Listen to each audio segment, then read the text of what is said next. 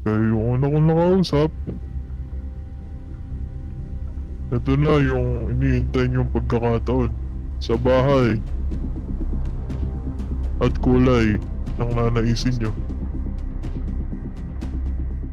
Di po ba namin maitanong kung ano pong ibibigay niyong trabaho para sa amin upang makuha yung mga kulay na gusto namin at aming tahanan. Nabalitaan ko na alam niya na daw kung nasaan ang mga lokasyon ng droga dito sa bansa ko. Kailangan ko ng 500 bawat isa.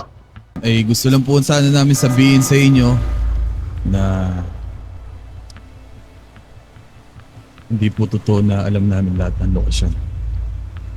Dahil alam po namin kung saan gagawin ito, pero hindi namin alam saan kukuha. Rin naghahanap sa mga lokasyon na ito. Tulad ng marijuana, alam po namin pero hindi namin alam saan ito gagawin, saan ito itatanim, yung mga iba po. Kumbaga nahanap pa lang po namin dito yung poppy resin na kung tawagin. Kung sakasakali, kaya niyo ba magbigay ng 1,500 na droga na nahanap niyo? Maaari po. Wala pong problema yun.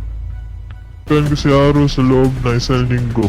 Kaya ulit pagkikita, pag-uusapan natin kung anong kulay bahay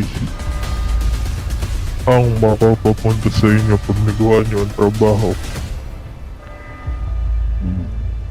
Wala akong problema yun.